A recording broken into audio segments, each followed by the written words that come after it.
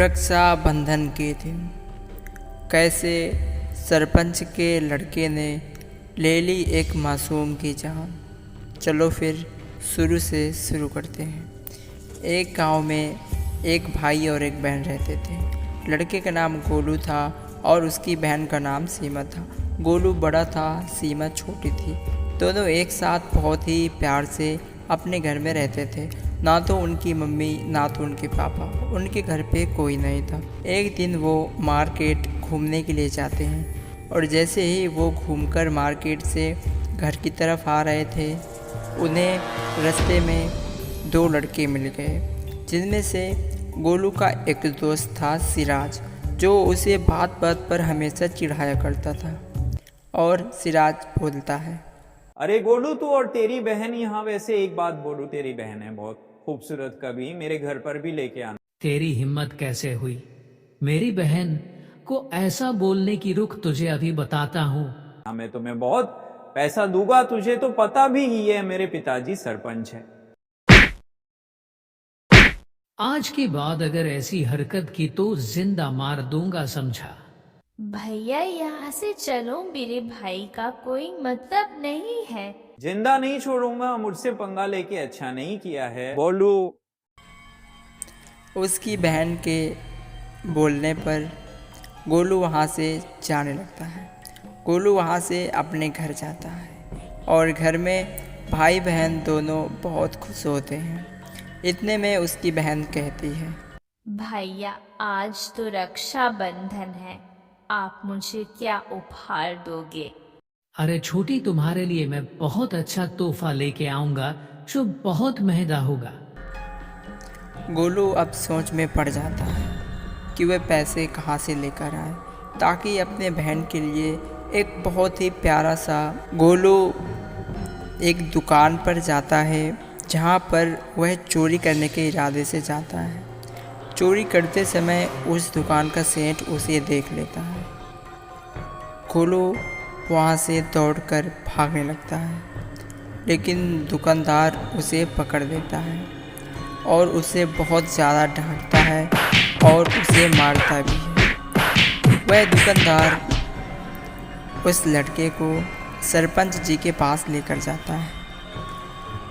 कुछ गांव के लोग थे और सरपंच था।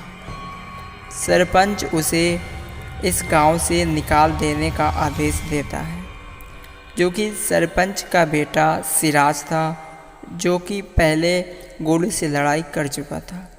गोलू के मन में सिराज के लिए कोई भेद नहीं था।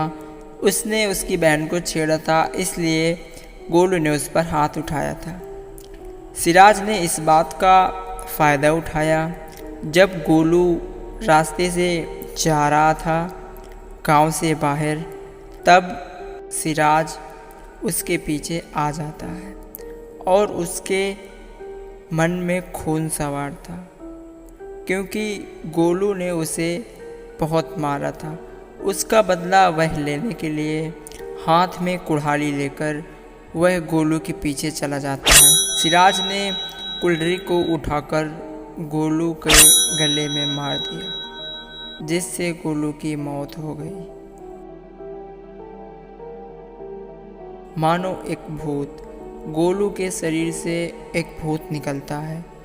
अरे सिराज, जिस तरह तूने मेरी मौत की है इस कुल्हाड़ी से, उसी तरह मैं भी तुझे जान से मार दूंगा। आ रहा हूँ तेरे पास, बच सके तो बच ले। जो कि बहुत ही ज़्यादा डरावना था। उसके अंदर गोलू की आत्मा थी। अब गोलू सिराज के घर जाता है। क्या सिराज, तूने एक बार भी नहीं सोचा कि घर में मेरी एक छोटी बहन है और तूने गुस्से में आकर मुझे मौत के घाट उतार दिया? अब देख मैं तेरी जान कैसे लेता हूँ। मुझे छोड़ दो, मुझे छोड़ दो, मुझसे गलती हो गई। गोलू उसे जान से मार देता है। उसने अपना बदला पूरा कर लिया था। गोलू अपने बहन से मिलने के लिए अपने घर जाता है। जैसे ही वह घर के बाहर पहुंचता है, उसकी बहन रो रही थी और वह जैसे ही अपने बहन के पास में जाता है, उसकी बहन डर जाती है और उससे कहने लगती है तुम कौन हो। इतने में गोलू सब कुछ बता देता है जो भी सिराज ने उसके साथ किया था। उसकी बहन रोने लगती है और फिर वह अपने भाई की आत्मा को देखकर बहुत ही ज़्यादा खुश होती है। वह रक्षाबंधन का दिन था, इसलिए वह अपने भाई को राखी बांधती है और दोनों हंसी खुशी वहीं पर जीवन व्यापन करने लगते हैं।